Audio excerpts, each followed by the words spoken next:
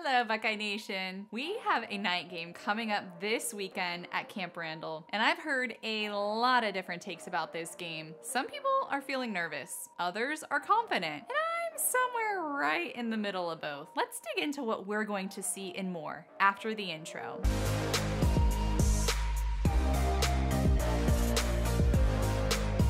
Welcome to Buckeye Football Fangirl. If this is your first time here, my name is Lisa and I'm the gal behind this channel. I love the Ohio State Buckeyes and I tend to get a little overexcited about their games each week. If you're watching this, I'm going to assume that you might love the Buckeyes just as much as I do. So thank you so much for tuning in. The Buckeyes put away the Penn State Nittany Lions last weekend.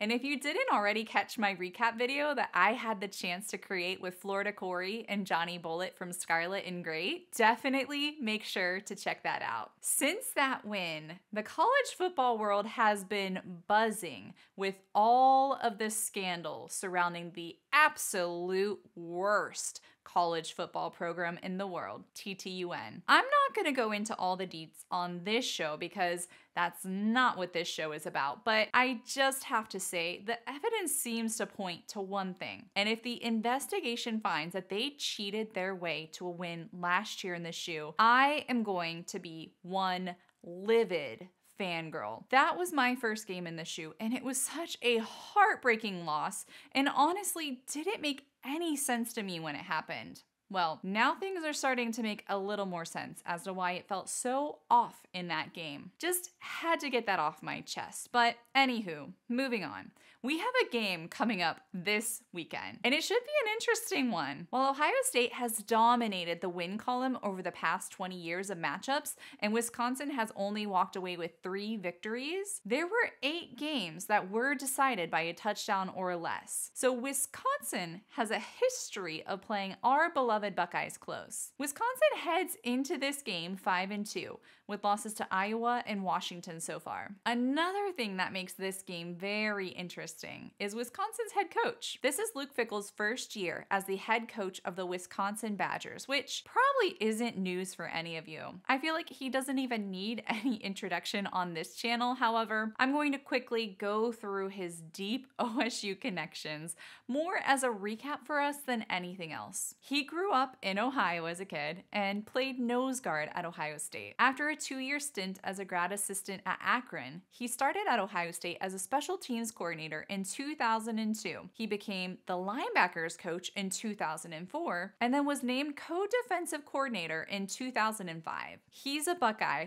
through and through. And I'm sure you all remember that 2011 football season that he spent at the helm while Jim Tressel fell on the sword for a program that was in the midst of an NCAA scandal. Fickell is known for his defensive expertise and his ability to build a strong, disciplined team.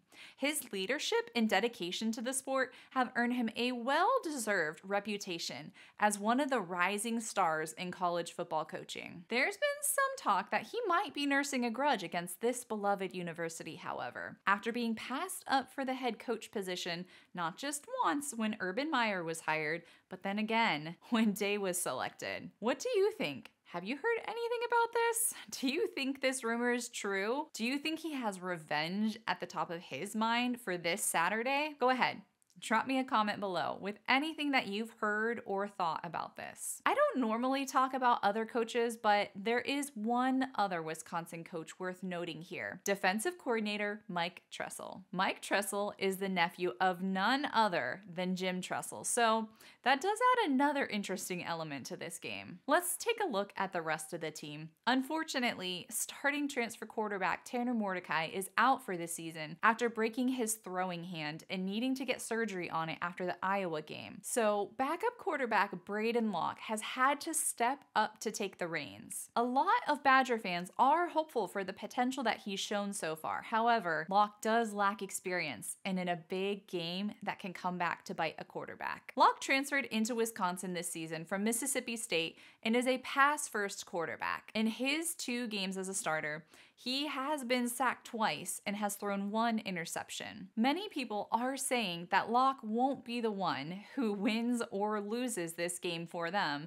as there are other areas of the team that are causing them to doubt this team this year. Junior running back Braylon Allen helps to carry the offense and open up the field. Like a typical Wisconsin offense, they love pounding the ball down the field, and Allen plays a key role in this. He already has two 1,200-yard seasons under his belt and is well on his way to his third, having run over 700 yards already this year. The Badgers currently have 16 rushing touchdowns, compared to only 5 receiving touchdowns. When it comes to moving the ball through the air, Will Pauling and Chimere Dike seem to be the favorite wide receivers this year. Pauling is a transfer from Cincinnati and has been lauded as a slot weapon with quick speed, good route running, and he possesses the ability to make contested catches. Let's talk for a moment about Wisconsin's defense. Yes, Wisconsin has historically been known for having a top defense year after year. However,